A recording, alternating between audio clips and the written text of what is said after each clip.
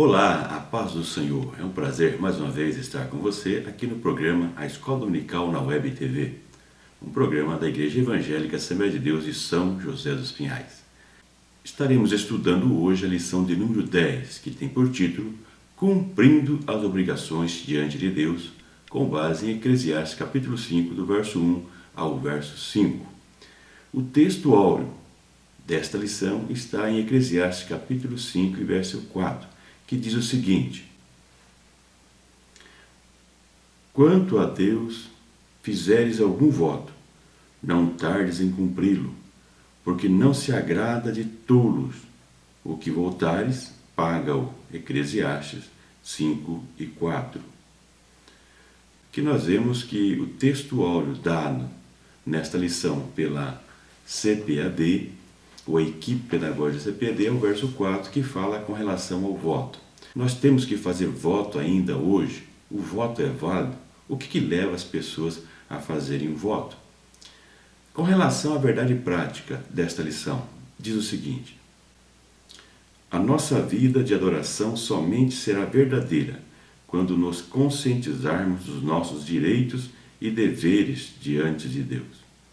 Então nós vemos que a verdade prática aqui chama a atenção para os direitos e obrigações do servo de Deus, da serva de Deus, diante do reino de Deus. Nós vamos abordar isso durante a lição nesta feita. Com relação à verdade prática, eu vejo que a ênfase maior é em relação às obrigações que nós temos diante de Deus. Com relação ao direito, é aquilo que nós recebemos pela graça e misericórdia de Deus. Então eu vejo que aqui nós vamos ver qual que é a nossa postura no reino de Deus, diante da grandeza do nosso Deus, e vamos ver a questão da nossa limitação. A leitura bíblica em classe se encontra em Eclesiastes capítulo 5, do verso 1 ao verso 5, que diz o seguinte: Guarda o teu pé quando entrares na casa de Deus, e inclina-te mais a ouvir do que a oferecer sacrifício de tolos, pois não sabem que fazem mal. Não te precipites com a tua boca, nem o teu coração se apresse a pronunciar palavra alguma diante de Deus, porque Deus está nos céus, e tu estás sobre a terra, pelo que sejam poucas as tuas palavras. Porque da muita ocupação vêm os sonhos, e a voz do tolo a multidão das palavras. Quando a Deus fizere algum voto, não tardes em cumpri-lo, porque não se agrada de tolos. O que votares, paga-o. Melhor é que não vote do que vote e não pagues. Com relação aos objetivos dessa lição, aonde que nós queremos chegar com essa lição? Nesta feita, eu achei melhor colocar os objetivos próprios aqui nesta lição. Estarei abordando essa lição de forma um pouco diferente das demais, já fazendo uma interação com a própria lição, introduzindo aqui os objetivos que entendo ser mais coerentes com a lição e também alterando alguns títulos da lição por entender que está mais adequado para o título e o texto desta lição, mesmo assim procurando trazer dentro de uma linha que é colocada pela revista da CPAD, procurando auxiliar você que é professor a preparar a sua aula e auxiliar você que é aluno, aluna da escola dominical, a entender melhor a lição da escola dominical. Os objetivos que proponho aqui nesta lição são os seguintes: conceituar como deve ser a conduta diante de Deus, compreender a função do voto e, aquele que sempre deixo nas lições, aplicar na prática diária o conteúdo aprendido. Nesta lição, a partir do texto que nós estamos estudando, nós vemos que o autor é Eclesiastes. Ele deixa de falar da sociedade de uma forma geral e passa a falar mais especificamente a respeito da religião, da conduta diante de Deus, como devemos chegar diante de Deus e adorar a Deus, bem como deixa bem claro quem é Deus e quem é o ser humano. O autor, nesse texto, ele também deixa bem claro, e nós vamos ver isso durante a lição, que para Deus é mais coerente, que para Deus o que importa é praticar a justiça, e que praticar a justiça é mais importante do que oferecer sacrifícios a Deus. Isso é muito importante nós temos esse conceito também nos nossos dias. Ainda que não temos a lei, mas nós temos pessoas que muitas vezes se sacrificam tentando compensar as suas falhas diante de Deus. Outra questão que é importante nesse texto, e que disse que no comentário da lição não é dado tanta ênfase, mas que no texto isso fica bem evidenciado, é a questão do voto. Nós temos que analisar também o contexto do voto no Antigo Testamento, no Novo Testamento, vamos procurar abordar isso aqui, mas também da mesma forma que na questão anterior que eu apresento aqui com o texto que nós vamos ver. A prática da justiça é muito mais importante do que a questão de voto e torna o voto desnecessário, uma vez que você pratica a justiça e não precisa barganhar com Deus. Uma vez que você pratica a justiça, as bênçãos de Deus, elas são consequências na sua vida. Vamos então ao primeiro tópico desta lição. Obrigações e devoção. Leitura bíblica que faz parte desse texto, Eclesiastes 5. Guarda o teu pé quando entrares na casa de Deus, e inclina-te mais a ouvir do que a oferecer sacrifício de tolos, pois não sabem o que fazem mal. Não te precipites com a tua boca, nem o teu coração se apresse a pronunciar palavra alguma diante de Deus, porque da muita ocupação vêm os sonhos e a voz do tolo, da multidão das palavras. É evidente, e nós vemos isso nesse texto e ao longo do texto do livro de Eclesiastes, que toda a vida social ela está relacionada com a mística da relação com Deus. Ou seja, não temos como separar a vida social das pessoas, a vida política, com a religião. São coisas que estão relacionadas. Nós temos que ver a religião e também, ao mesmo tempo, e temos que ver a relação com a vida social. Não temos como separar isso. Não temos como nós temos a nossa religião, praticarmos a nossa religião de forma isolada do mundo. É como nós vemos lá em João 17, na oração sacerdotal. Aconselho para você essa leitura. Jesus deixou bem claro que a ética do amor ao próximo é o espelho da mística do amor a Deus. Deixa bem claro que não tem como nós amarmos a Deus se não amarmos os nossos irmãos. Quando questionado a respeito dos mandamentos da lei, ele diz que se resumia em dois. O primeiro, amar a Deus sobre todas as coisas, e ao próximo como a ti mesmo. Nós vemos uma relação muito forte entre o relacionamento na horizontal entre os seres humanos, que influencia também no relacionamento na vertical entre os seres humanos e Deus. O autor Eclesiastes inicia o primeiro verso dizendo, ou deixando claro que a casa de Deus é o local de adoração. É o local aonde nós nos encontramos e vamos com o objetivo principal de adorar a Deus. Apesar da interação entre as pessoas, mas nós vemos que o foco principal é a adoração a Deus. Buscar adorar ao Deus Criador, soberano, como nós falamos que o autor evidencia neste livro. E nós agradecermos por tudo que Ele tem nos feito e adorarmos pelo que Ele é. É melhor ouvir do que oferecer sacrifícios. Em 1 Samuel 15, 22, nós vemos um exemplo muito prático em relação a Saul e ao profeta Samuel. Ele deixa bem claro que o mais importante é a nossa atitude e não o sacrifício. Então é um texto que nós não podemos deixar de ler em seu contexto. Temos também os profetas deixando claro a importância da atitude, da relação com Deus, deixando claro que o sacrifício não é o mais importante, mas é uma coisa mais simbólica, um ritual. Mas o que mais importante é o que está no coração do ser humano que está adorando a Deus. Eu deixo no meu arquivo de slides, não deixe de acessar o meu arquivo de slides, que ali deixa algumas citações no livro, nos profetas também, deixando claro essa questão que o mais importante é a atitude. O mais importante é nós adorarmos a Deus e não o sacrifício de tolo.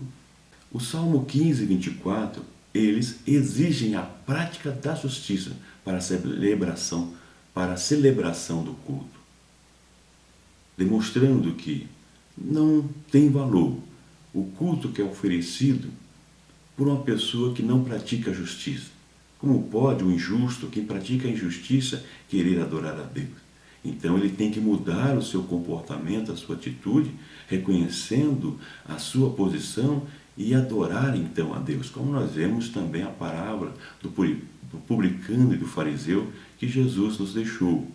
Não é aquela atitude de uma religiosidade em que as pessoas estão baseadas no sacrifício, nos rituais, mas sim no reconhecimento de Deus como Senhor e nós como dependentes de Deus, como falhos, mas pessoas que podem praticar a justiça através dos seus atos e das suas atitudes.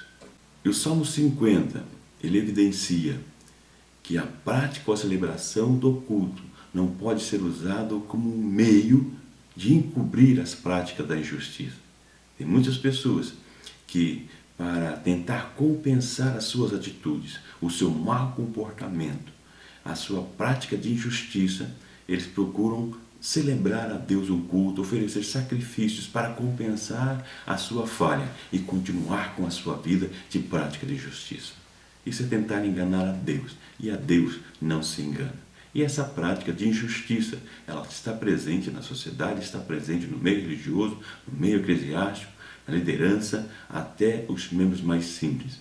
Então nós temos que tomar cuidado para não sermos praticantes da justiça e tentarmos compensar através do culto. Portanto, o culto não substitui a prática da injustiça. Isso é uma questão que nós devemos deixar bem claro nesta lição. E vemos que o autor, ele, no seu contexto, ele evidencia isto, que a prática da justiça é a principal atitude do ser humano que busca agradar a Deus. Outra questão que o texto fala está relacionado ao falar demais.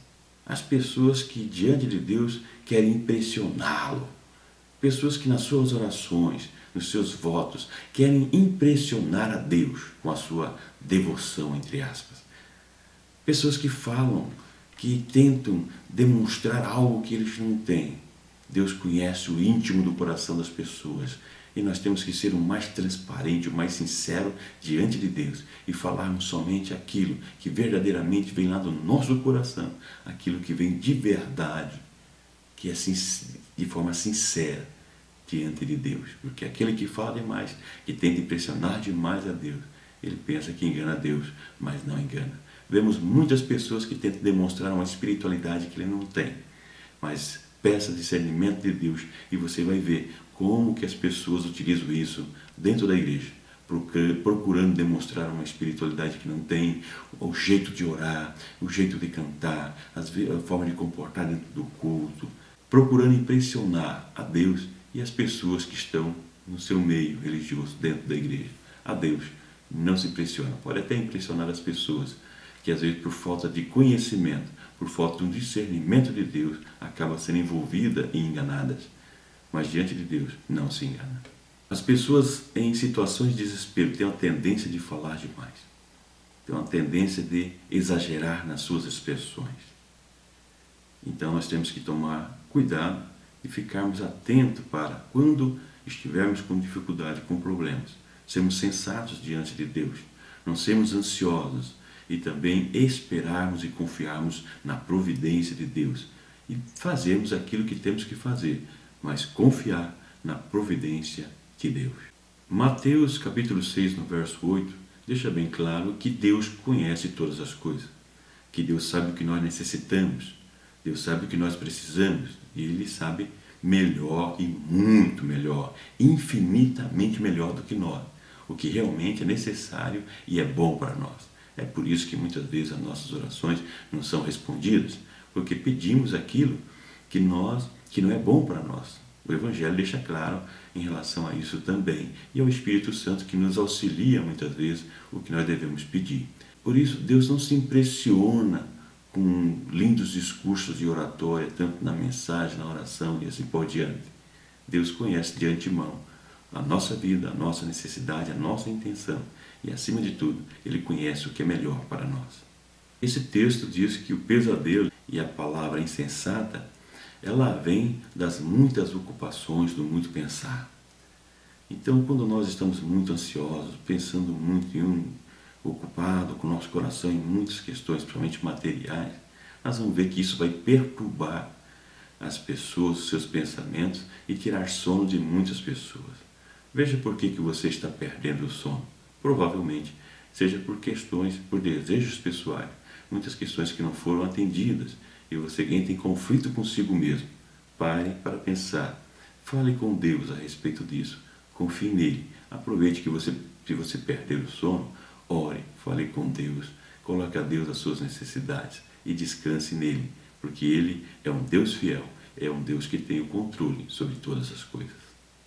Nem Deus, nem ninguém é obrigado a fazer aquilo que nós pensamos ou desejamos. Deus não é obrigado, Deus não é o nosso empregado, como muitos tentam colocar o dedo em Deus e exigir de Deus e questionar a Deus pelos seus desejos, pelas suas vontades. Temos que temer a Deus, honrar a Deus, porque Deus é que está no controle e é o Deus da justiça. Temos que identificar isso também na nossa vida. E você que é professor, aproveite essa lição para ajudar as pessoas a encontrarem-se mais com Deus, a entender a sua situação e a descansar em Deus. Aplicação prática desse tópico. Deixa você aí algumas reflexões. Você tem procurado substituir a injustiça com o culto ou com o serviço na casa de Deus? Você tem praticado o ouvir, ou seja, ouvir mais do que falar, ter o cuidado para falar, ouvir até o próprio Deus nas suas orações? Você é apressado para falar? Então nós vemos aí algumas reflexões desse tópico. Pessoas que tentam compensar a prática da justiça, as suas falhas com o serviço, com o culto. Tomar cuidado com isso. Saber ouvir as pessoas, ouvir também a Deus na sua oração, ouvir a Deus nas suas reflexões. E também não ser apressado em falar. Falar coerentemente e com base. Vamos então ao tópico 2 que eu deixo para você, como já disse, de uma forma diferenciada nesta lição. Reconhecendo a transcendência e a imanência de Deus. O texto que traz essa reflexão está no verso 2, na parte B, que diz: porque Deus está no céu e tu estás sobre a terra, pelo que sejam poucas as tuas palavras. Aqui o autor diz: Deus está no céu e tu estás na terra, demonstrando a diferença que existe entre o Deus Criador, que é um dos temas principais que comento na lição anterior, ao falar sobre o livro de Eclesiastes, que esse é um tema especial no livro de Eclesiastes, onde ele fala sobre esse Deus Criador, o Deus soberano, Criador de todas as coisas, um Deus infinito, um Deus grande. E aqui ele fala demonstrando essa diferença desse Deus tão transcendente, tão superior ao ser humano. E fala do ser humano como algo inferior, criado por Deus, mas que não deixa de ser importante para Deus. Mas isso é para evidenciar que Deus, como transcendente, tão grande, tão poderoso, ao mesmo tempo, ele pode estar no coração desse ser humano criado por ele, caminhar junto com ele, estar dentro do seu coração, da sua vida, nosso corpo, que é templo do Espírito Santo de Deus, desse Deus tão poderoso, tão transcendente, tão grande. Eclesiastes 3, 11 a 14, que nós já estudamos com relação ao tempo, evidencia também que o ser humano não tem controle nem no tempo bem próximo ao tempo presente, quanto mais em relação à sua vida, em relação ao seu projeto, ao futuro, demonstrando aí a diferença da visão de Deus, uma visão panorâmica, uma visão atemporal, fora do tempo, um Deus que vê tudo, e o homem limitado. Por isso que muitas vezes não conseguimos compreender a Deus e compreender a vontade de Deus. Por isso que é importante nós entendermos essa diferença entre o Deus transcendente e poderoso, que ao mesmo tempo é imanente, está junto conosco, e a nossa limitação como ser humano, a nossa finitude. Por isso, nós devemos analisar essa diferenciação, entendermos essa diferenciação para procurarmos entender um pouco mais a Deus e a ação de Deus na nossa vida. Nós vemos que Deus pode humanizar-se, como fez com Jesus, tornando-se ser humano. Mas o ser humano não pode tornar-se Deus. Tem muitas pessoas que tentam tornar-se Deus. A palavra, por um exemplo, a palavra entusiasmo no seu original quer dizer ter o Deus dentro de si. Então tem pessoas que ela utiliza esta palavra ou o significado desta palavra na prática em suas vidas no sentido negativo, se achando realmente um Deus, querendo ser um Deus. Esse foi o erro de Satanás, querer ser igual a Deus. Não tem como ser igual a Deus, nem semelhante a Deus. Deus é Deus e nós somos seres humanos criados por esse Deus Criador. E esse Deus que nós servimos, o Deus Criador, é o Deus que se relaciona com a sua criação. Quando fala aí da sua imanência, o Deus que está presente, como eu já disse anteriormente. É um Deus que caminha junto com a sua criatura, é um Deus que observa, é um Deus que está presente com a sua criatura.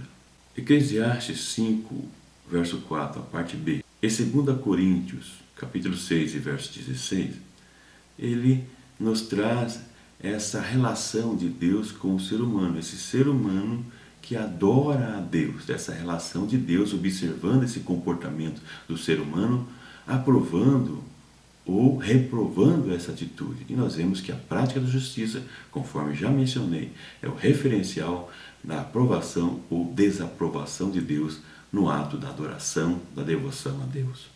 Então, essa proximidade do ser humano com Deus deve fazer de nós seres humanos melhores. É por isso que muitas vezes as pessoas criticam o cristianismo ou as demais religiões.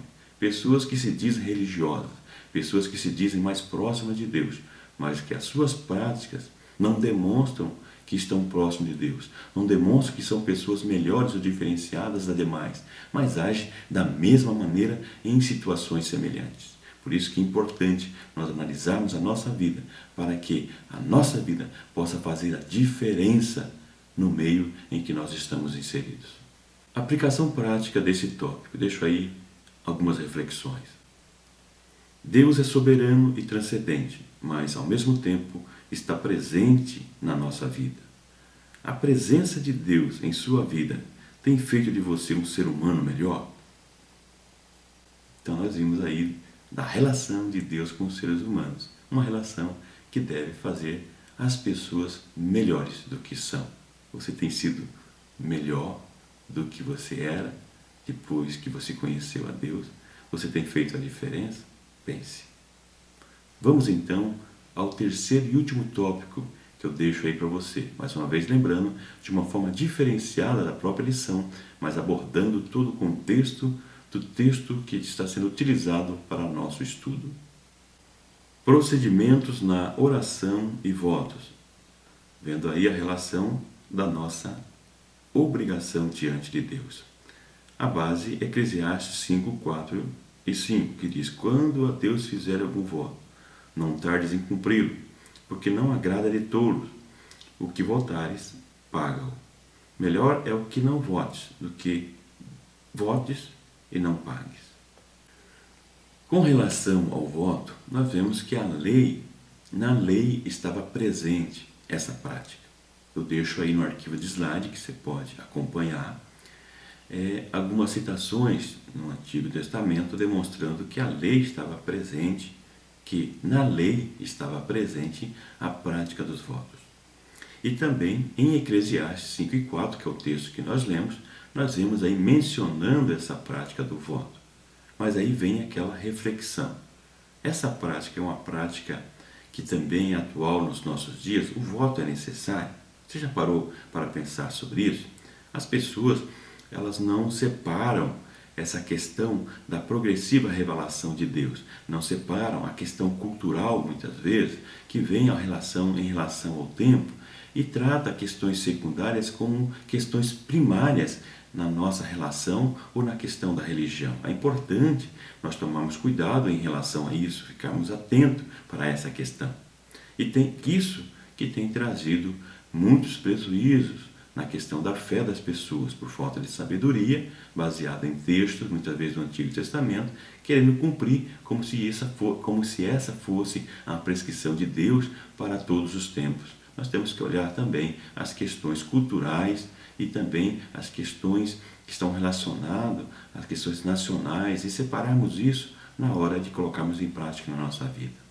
Provérbios 20 e 25 nos diz que é insensatez fazer voto sem refletir, sem pensar antes de fazer o voto. Quantas pessoas que fazem votos sem pensar, sem raciocinar, achando que vão agradar a Deus, mas na realidade o que estão fazendo é tentando barganhar com Deus, fazer uma troca com Deus.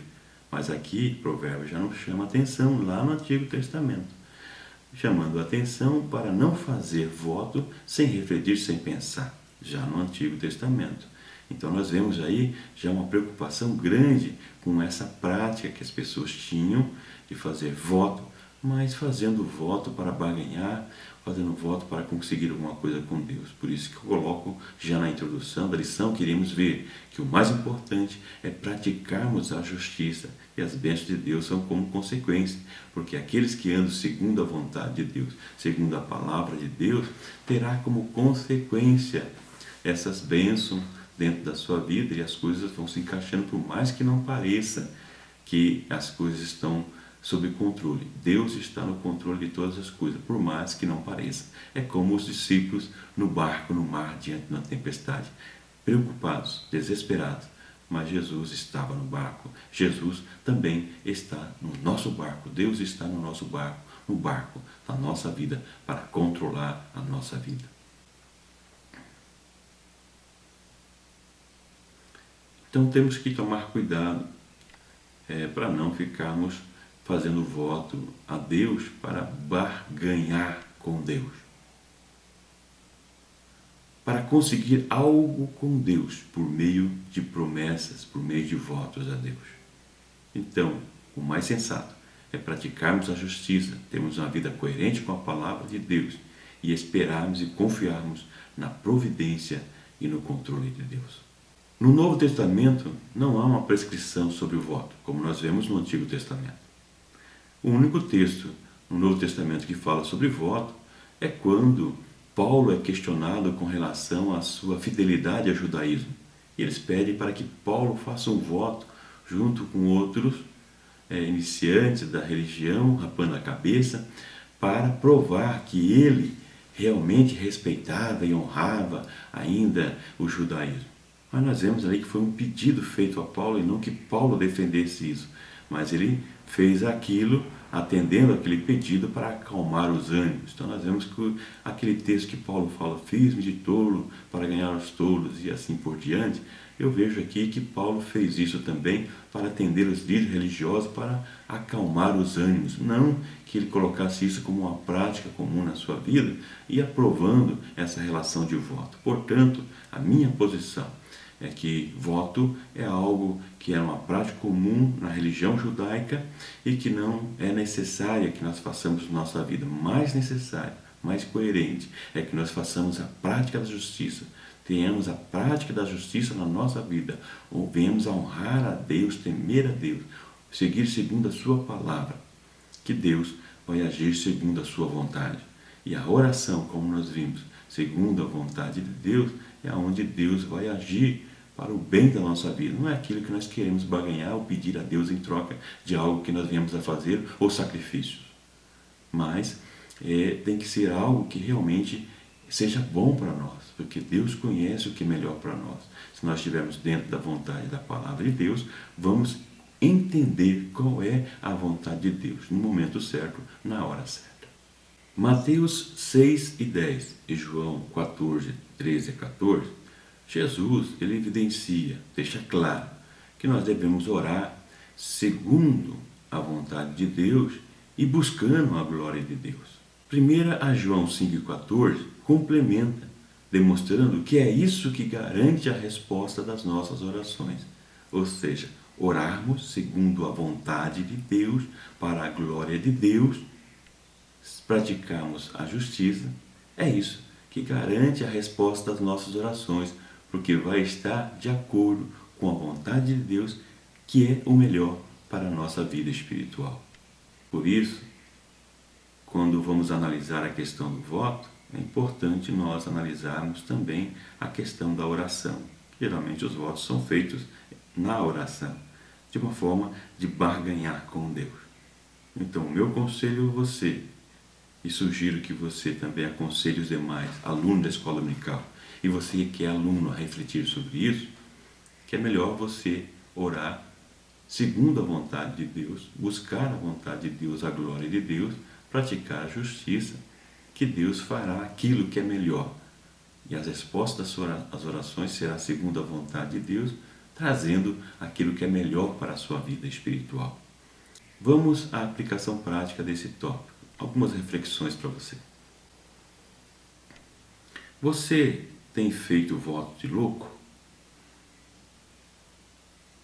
Substitua o voto pela prática da justiça e descanse em Deus. Então, não faça voto de louco ou de louca. Não seja apressado para votar a Deus, para falar com Deus.